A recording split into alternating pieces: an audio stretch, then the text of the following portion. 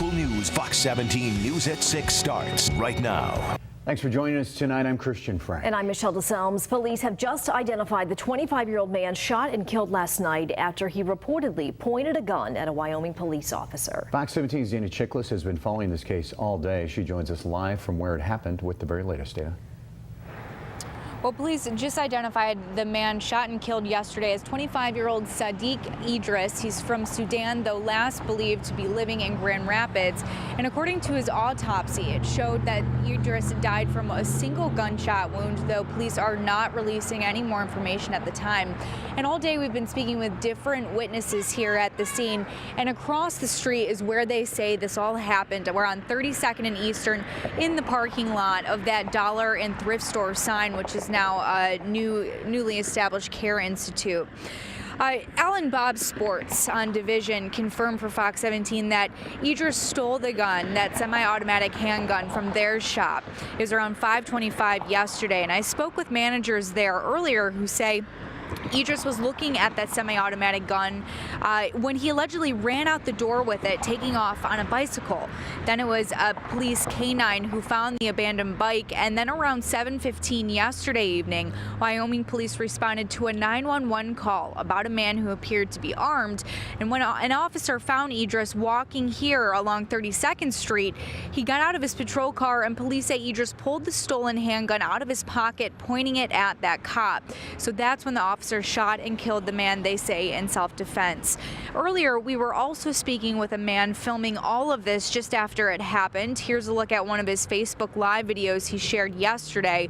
And he said he was just driving by, already filming on his phone with friends. When he realized what he was recording, he tells me he was shocked. It was a real shocking, but I was trying to figure out what was the cause, what was going on. I just want to say how happy we are that our officer is safe, that the community is safe, and that no one else was injured in this incident. So obviously it's a traumatic thing for an officer to go through.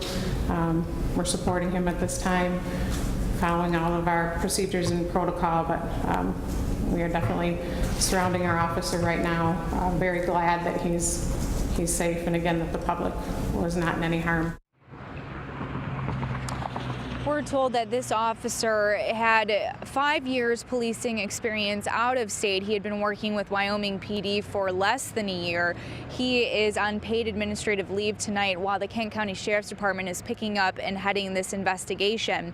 As for footage of this incident, we know that the Wyoming Police Department does not have any body cameras, but they do use dash cameras, and they told us that part of this incident was caught on their dash camera video which we have requested. For now, we're live in Wyoming. Dana Chiklis, Fox 17 News. Dana, thanks for that tonight. The trial of a West Michigan man accused of killing his wife with a hammer continuing today. Brent Bogseth was arrested last September after his wife's body was found in a wooded area behind their home. And witnesses today said that he started acting strange as soon as she went missing. Fox 17's Lauren Edwards was in the courtroom today. She has the latest from Pawpaw. Christian and Michelle, I sat near the family today during court, and they were very emotional. They cried as witnesses talked about the days surrounding Kimberly Bogseth's disappearance. Several witnesses took the stand today at the courthouse here in Pawpaw, testifying about the week leading up to Kimberly's death and afterwards. They say she went missing in early September of 2015. One witness, Jonathan Evans, who lived with them, says he remembers the last time he saw her. She was on her phone leaving for work with her husband Brent, and she didn't return home that night or the next few nights. Evans says Brent at the time started behaving strangely, not eating and washing his clothes with too much bleach. He also talked about the night he saw someone in their backyard but couldn't make out who it was. We've seen somebody running through the backyard from the west toward the east. So the direction from where Kimberly's body was found towards toward Larry Brink's house? Yes, sir. What did that person look like? Did you see him? I didn't necessarily see his face, but he was about Brent's height and about Brent's build. Evans says that people started looking for Kimberly the moment they found out that she went missing. They looked in their backyard on consecutive days, and then they found her on September 9th. Trial continues tomorrow at 8:30 here at the courthouse. For now, reporting live in Pawpaw, Lauren Edwards, Fox 17 News. Checking the weather conditions now on the lakeshore. That's a live look from St. Joseph. Chief Meteorologist Joe Kopacek is live in the Weather Center now. Joe, looks like it's clearing off a little bit out there. It's been so cloudy and pretty muggy today. Yeah, it is, Michelle, that's for sure. A lot quieter than yesterday. We were dealing with heavy rain, thunderstorms. We've had that system pull through, drier air coming in. The rain is over, at least for a while, but more coming in later on tomorrow and tomorrow night. Here's a look at the radar. The front that went through is now well off to our south, taking the shower and thunderstorm activity with it. We're going to see dry air coming in. We had a few showers that popped up this afternoon, but that's going to go away overnight tonight. Next system just kind of taking shape back to the west of us. I think we'll get through tomorrow just fine, but tomorrow night into Saturday, we're going to be dealing with more showers and thunderstorms. Still some clouds out there, but notice the breaks to the north at Ravenna, Muskegon, nice breaks at Comstock Park, and also at Fremont. The trend this evening will be for the clouds to break up as drier air comes in. That could lead to a little bit of fog late tonight into Friday morning. Be aware of that. Temperatures, we're in the mid-70s right now. We had cloud cover much of the day. 78 at Kalamazoo and Three Rivers, to the north 78 at Big Rapids. Tomorrow actually going to warm up a little bit because we've got more sun in the forecast. Still muggy out there. Dew points in the upper 60s and low 70s. That will change a lot as we hit through Saturday and Sunday. Tomorrow, some morning fog. We get up to 85 degrees, partly sunny. Showers and storms tomorrow night into the first part of Saturday. 75 on Saturday. Nice day coming up on Sunday, partly to mostly sunny, and 74, even cooler weather next week. I'll show you that coming up in the 7-day forecast. Christian. Thanks, Joe. Fox 17 has obtained court documents revealing what happened the night that two Western Michigan University football players were arrested and charged with robbing a girl at her off-campus apartment. Those documents allege Bryson White and Ronald George were able to pose as a friend of the robbery target. Her name is Madison Wrench. They pretended to be a girl named Ellie who was looking to buy some marijuana. Fox 17's Cassandra Arsenault has been digging into those documents and has more. Police say when they pulled White and George over and questioned them about the crime, then placed a call to Ellie. And that's when one of the football players' phones rang, not Ellie's. The players still denying any involvement at that point, claiming their phone was hacked and they were being set up. All this after Tex set up a pot deal at Wrench's home, where police say marijuana, a stereo tower, and about $200 in cash were stolen. The tower found in the player's trunk, along with a knife and bandanas under the seat and clothes linked to the crime. The other disturbing element here coming from the victim, who says she was ordered to take her shirt off or have her throat slit. Cassandra Arsenault, Fox 17 News.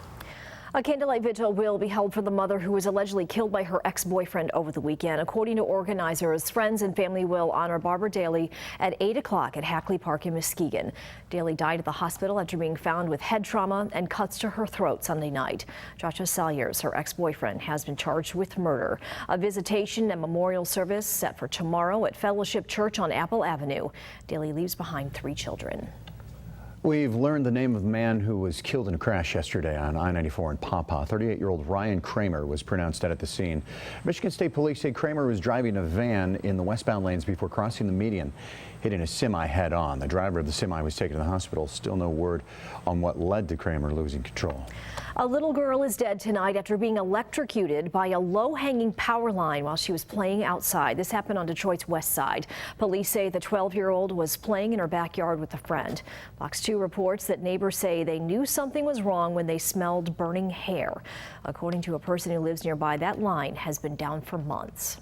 I rolled past the tape numerous times, and then one day, tape was gone, so we thought the city came out and fixed the wire.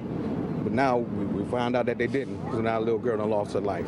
DTE Energy says it is working with the city to investigate. The company issued a statement calling the death a tragedy, saying, quote, "Our thoughts and prayers are with the family and friends of the young lady." Police are investigating after an injured 57-year-old man was found on a bench last night in Kalamazoo. Officers were called around 11 to West Michigan Avenue. An unresponsive man found with injuries to his head and face, we're told. He was taken to the hospital, but they do not think he will survive. If you have information about this, you're being asked to call the police. A grocery store is cleaning up after an early morning fire. A worker at Ken's Fruit Market on Plainfield in Grand Rapids Township says they noticed flames outside the building this morning. Fire officials say bales of straw in the awning area were on fire. No word yet on the extent of the damage to the market, but the fire chief says there isn't much damage inside. No one injured in all this. After that fire, Ken's Fruit Market posted on Facebook asking that their other locations still get support.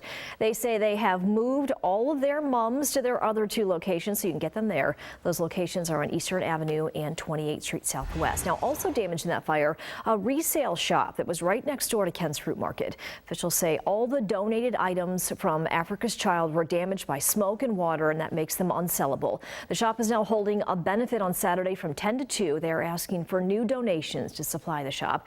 They say they really need fall and winter clothing, so if you can help out, that takes place on Saturday. Yeah. Some major changes coming to a popular shopping spot in Grand Rapids. We're going to take a closer look at the plan to demall it and why they say it's needed. And a local real estate agent taking advantage of the political atmosphere to have a little bit of fun. We're going to hear from him still ahead. You're watching Fox 17 News.